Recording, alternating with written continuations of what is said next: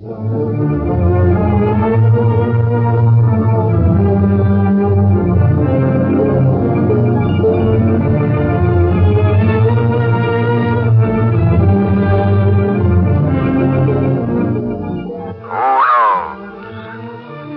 evil lurks in the hearts of men?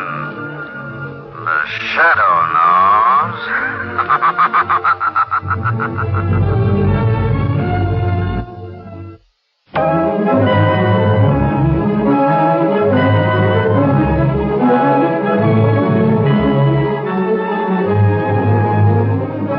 The shadow, mysterious character who aids the forces of law and order, is in reality Lamont Cranston, wealthy young man about town. As the shadow, Cranston is gifted with hypnotic power to cloud men's minds so that they cannot see him.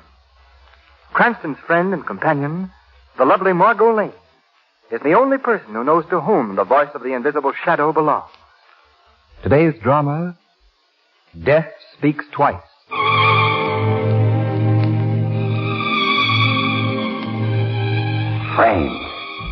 Framed. You were framed, Paul. Shut up. Shut up, will you? You yeller. You were framed and you know it. And you're afraid to do anything about it. What is there to do about it? I won't be out of here for 2 more years. Maybe yes, maybe no. Meaning? Meaning I found a way out of this crackerbox pen. No, I told you before, I'm not going to break out of here. So you want to do your full time, huh? Just an honest embezzler. For the last time, I'm telling you I had nothing to do with any embezzlement. Sure, Paul, sure, I know. Your Uncle George Bartow framed you, and you're too scared to do anything about it. But I'm going to do something to pay him back for the life rap he gave me. Oh, talk is cheap. Yeah, you're right. But once we're outside... Sorry, Marty. I said I wasn't interested in escape. Okay. Have it your way, then. Good night, kid. Good night. Prison beds are hard, ain't they, kid? Yeah. Say, it's too bad about that good-looking dame whose picture you got on the wall there. Peggy Sanders? What about her? Suppose I were to tell you that I know she's Judge Bartow's ward. Where'd you find that out? Oh, there's ways, even in prison.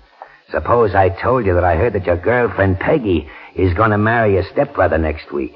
Going to marry Edwin? Oh, no. Oh, she wouldn't. She loves me. Maybe your uncle, the good judge, used some pressure. Maybe he's forcing her to marry Edwin. It shouldn't be too hard now to talk her out of marrying a jailbird. Shut up, Marty. Shut up. Okay. So I'm talking too much, eh? Good night, kid. You know, you're a fool to try to make that prison break, Marty. Strictly.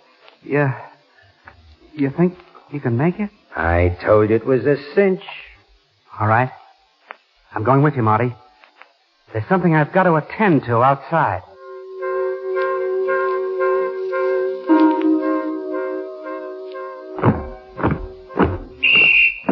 All right, all out, men. All right, kid. Everything's set. When it starts, we head for the far wall under the watchtower. I'll see how we're going to get away with it. And now watch it. The screws keep moving. Right. Now, here's the way we work it. We're going to get a little help from the boys. When I give them the signal, they're going to start a little commotion down at that end of the yard. Yeah. That's our cue to head for the watchtower. We won't even be noticed. The guards will be busy with that phony fight. Uh-huh. Now, this is it, kid. I'm going to give it to them. All right, boys. Keep it. Hey, you keep your hands up.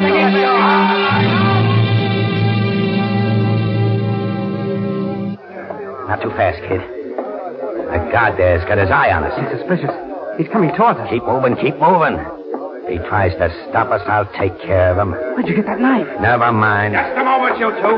Oh, anything on your mind, guard? You heard the whistle. Now get back to the exercise field and line up. Sure. You killed him. I'm a little out of practice, but judging by my past experience, I think I've done just that. Murder. Sure. Come on, kid. Let's get moving. Now, here, help me lift this stone. Come on, give me a hand. Don't stand there. All right. All right, here. It covers the entrance to an old water main. Leads into a stream outside the grounds. Once we're out, we're in the clear. Here. Now, there's the hole. Come on, in you go. No. Hey? I've changed my mind. It's too late to rat on me now, kid. You're going through with this. Now get in there. No, Marty. I'll wait. If I get out of here and find my Uncle Judge Bartow has framed that marriage, I'll get him then. I said you were yellow before, and I say it now. You're going through with this, kid. Right into my arms, Junior. Now I'll drag you through that tunnel. And when you come to, I'll flip you to see who kills the judge.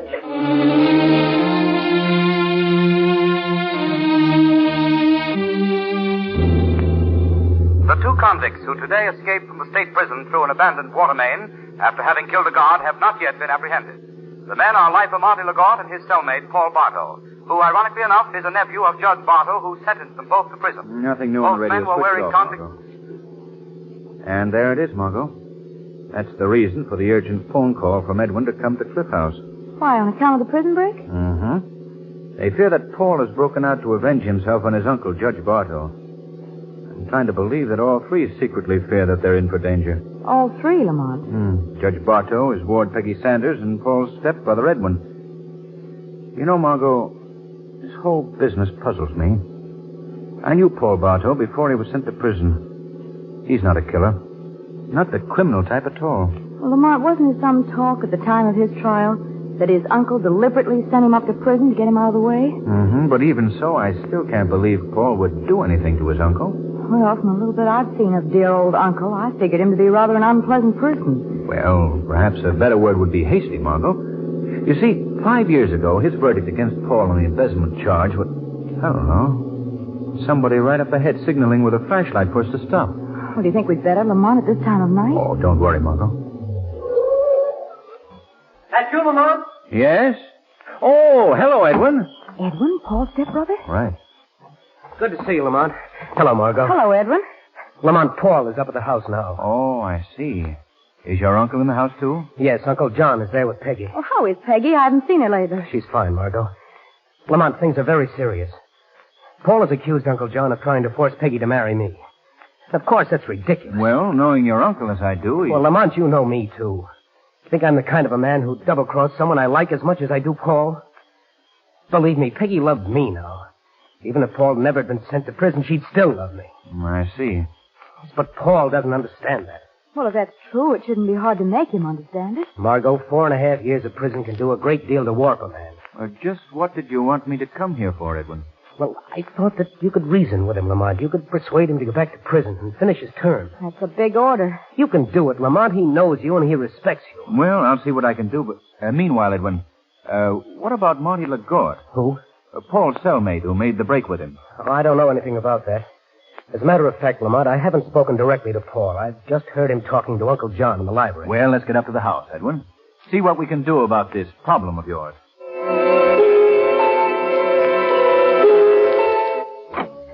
Peggy! Oh, Peggy! She's probably locked herself in a room. She said she didn't want to face Paul again. Can't say I blame her. Paul must still be in the library with Uncle John. It's right this way, Lamont. Just a minute, Edwin. Wouldn't it be better if we told Paul that we're here first? Very well. Just a moment. You keep quiet. I don't want to hear any more. I won't keep quiet. You seem to be arguing. Yes, I don't think it'd be advisable to go in now. Don't raise your voice in my presence, Paul. I'm sick of listening to your lies. You've done enough to me already. You hear? You're not going to do it. I swear you won't do it. Stop shouting. I'll shout to the rooftop that it pleases me. I think we'd better go in Get there. out of this house. This is the last time you threaten me. Oh, what are you doing? Oh! Lamont, those shots. Come on, let's go in. Where are they? Paul must have gone out through that open window. Lamont. Here, Cranston, here on the floor. All right, just a minute now. Better let me examine him, Edwin. Uncle John. Your uncle is dead, Edwin. Paul's murdered him, Lamont. I knew he would. No. Get hold of yourself, Edwin. Let's get hold of myself. All right, now. Go downstairs. Phone for the police. All right. All right, Lamont, but it's a little late for them. Oh, it seems you were wrong, Lamont, about Paul. Yes. Looks like I was, Margo. Say, here's something interesting. What is it, Lamont? This window is at least 3 feet from the ground. If Paul jumped through here, he should have left footprints in the soft earth outside. I should think so. Well, there are no footprints out there. All of which means he's still in the house. What was that? That's Edwin calling. I guess you were right after all, Margo. Paul must still be in the house. Come on. Thought you'd never find me way down here in the cellar. Are you all right, Edwin? Yes, I'm all right now. Well, what happened, Edwin? Paul tried to kill me. As I was calling the police, I heard a sound down here in the cellar, and I came down to investigate. Paul fired at me. Well, where is he now? I don't know. He could have escaped by that open window there. Well, Edwin, I'm convinced now that your stepbrother, Paul... Oh! Down, both of you. He's still here. Lamont, you've been shot. I'm all right, Margo. I'm all right. Lamont! He's dead. Paul killed him.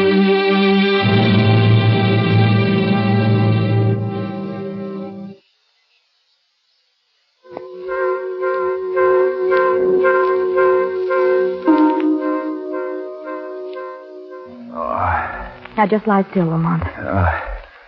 Where's Edwin? Is he all right? Yes, he's going to get the doctor. And Paul? He's escaped. How did I get up here? Edwin carried you up here to Peggy's room. What's that? Well, sounds like it's coming from that closet. I'll see. No, don't try to get up, Lamont. I'm all right, Margo. Lamont, please. It's Peggy. Here, quick, Margo. Untie her. Take that gag out of her mouth. All right. Wait a minute. If I can get this untied. There. Oh, Lamont. Margo. Oh, thank heaven. Lamont, she's going to faint. Here, Peggy, may I? No. I'm all right now. You, Lamont, you've been shot. Oh, it's nothing, Peggy. Just a flesh wound. How did it happen? Paul fired at him. Oh, no. No, Yes, Peggy, I think he did. I was afraid. Oh, Peggy, you better sit down. Thank you. Yeah, no. How do you feel? Well enough to tell us what happened? I don't remember much. I was downstairs. There was a knock at the door. When I opened it, Paul was standing there. And another man. An ugly, terrible-looking man. Did Paul call this man's name? I don't remember. Marty LaGorte? I don't think he called him by name, Margo. Paul asked where Uncle was. He was acting so strangely. He hardly recognized me. I was afraid to tell him, but he hurried Uncle in the library and forced his way in. Did this other man go with him? No, he didn't. He clamped his hand over my mouth and started choking me. I guess I must have fainted because that's all I remember until you found me in the closet. Well, Peggy, did you know that your uncle was murdered? No. No, that can't be. Who would want it? It wasn't Paul. No, it couldn't have been Paul. Do you hear me? Well, Cranston, we checked the gun against the bullet we used to kill Judge Bartow, and this is the murder weapon, all right? There's no doubt in my mind, Commissioner Weston, that Paul did it. No, Edwin, you mustn't say that. Well, it's true, Peggy. Commissioner, I think that... Cranston, this is an open and shut case. Paul Bartow murdered his uncle, and that's that. Now, Margo, if we you're can not paying attention. I did 2 clubs. Oh, I'm sorry. I did 2 things. What's that? Oh, no, it's a curious thing, but I'm so nervous I must have switched on the recording machine by mistake. those voices on that record are very familiar. Well, they ought to be, Margo. They're yours and Lamont. What goes here? Oh, it's just a little hobby of mine. I have a recording machine. I like to catch fragments of conversation and play them back later, just as a joke. Oh. I made that record of you and Lamont over a year ago, Margo. Aha! Keeping a permanent record that I don't pay attention when playing bridge. Now, this huh? isn't getting us anyplace. Miss Sanders, you've known Paul Bartow since childhood. Now, where do you think he might hide? I know he's still somewhere in the neighborhood. Hide? Well, he... Why, I wouldn't know. Commissioner, if you'll forgive me, you do know that Marty LaGorte escaped with Paul Bartow. That I do. Well, it may have been LaGorte who murdered Judge Bartow and took that pot shot at me. After all, LaGorte had equal motive to kill Judge Bartow. Now, look, Cranston, I'm convinced it was Paul Bartow. I'm going to send out an alarm, and I'll have him here in 24 hours. Margo, keep watch at that window, will you, please? I'm sure that Peggy Sanders will try to leave this house tonight. I'm going to follow her. She knows where Paul would be hiding. Well, that's why she acted so strangely when Commissioner Weston questioned her this afternoon. It was obvious that she was covering up. Well, then you think that she's still in love with Paul. I'm sure of it. In spite of what Edwin says, she's... Wait a minute. Lamont, you're right. Peggy's just slipped out the side entrance. And she's taking the path that leads down to the ocean. I'm going to follow her. Oh, no, you're not. The doctor said you're not to leave this room. But I've got to follow her, Margo. Suppose I follow her, Lamont. Oh, it's too dangerous for you. If I were afraid of danger, I wouldn't pal around with you. I'm going after Now, her. Margo, you... And you're staying right where you are.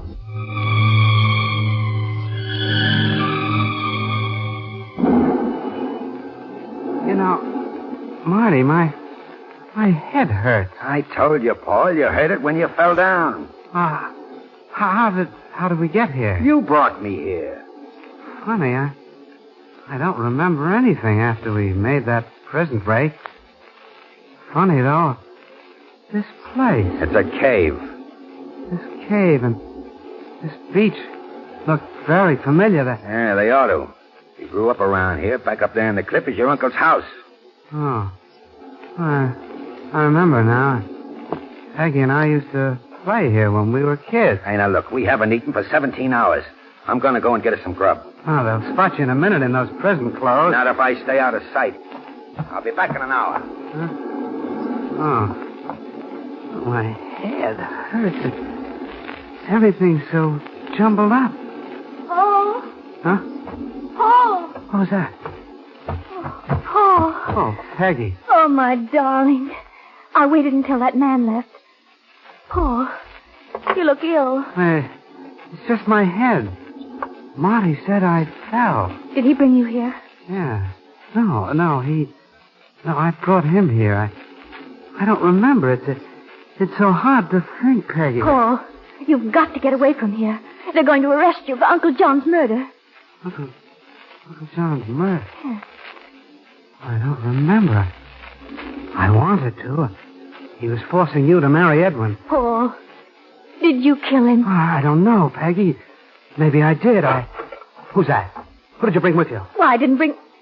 Margo Lane, you followed me here. Peggy, forgive me for spying on you, but I want to help you. You can help me by not mentioning this to anyone. Well, what will you do? I'm going to help Paul get away from the police. Oh, running away won't help. He'll be caught eventually. She's right, Peg. It's useless.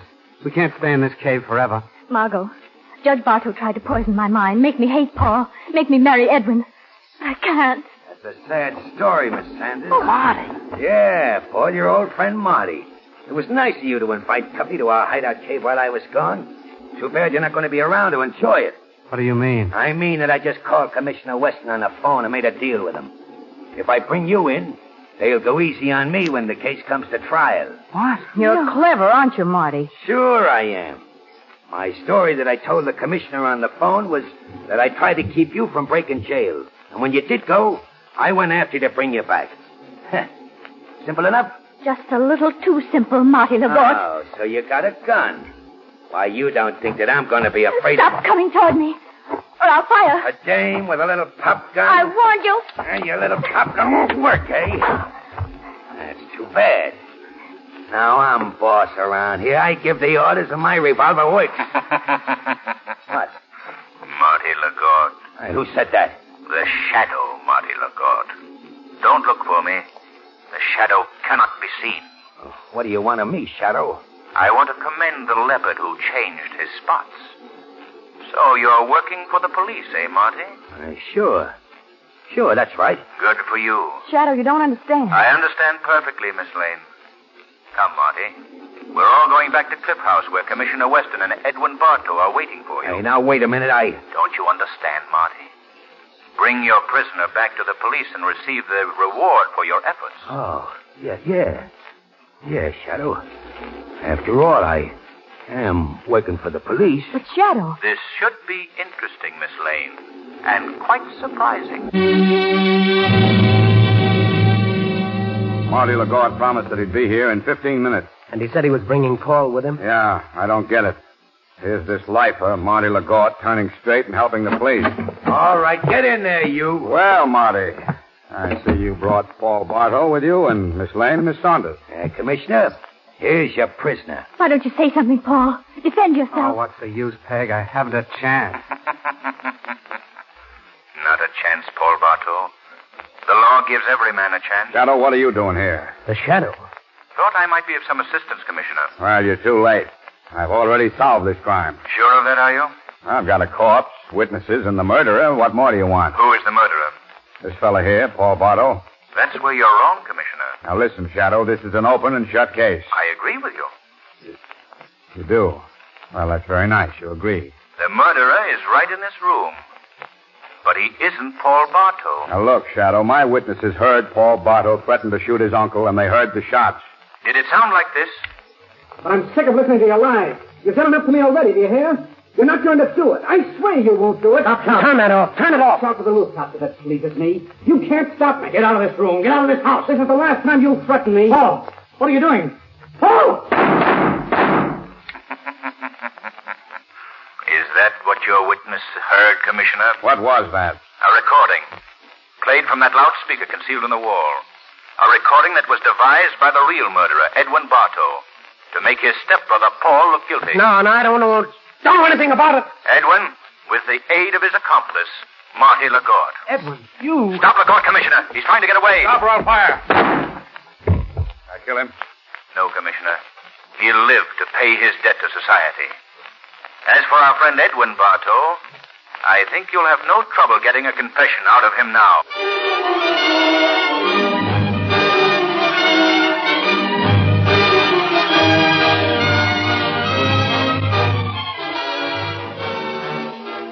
Yes.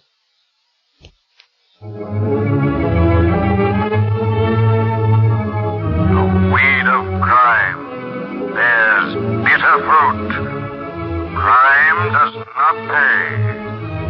The shadow knows.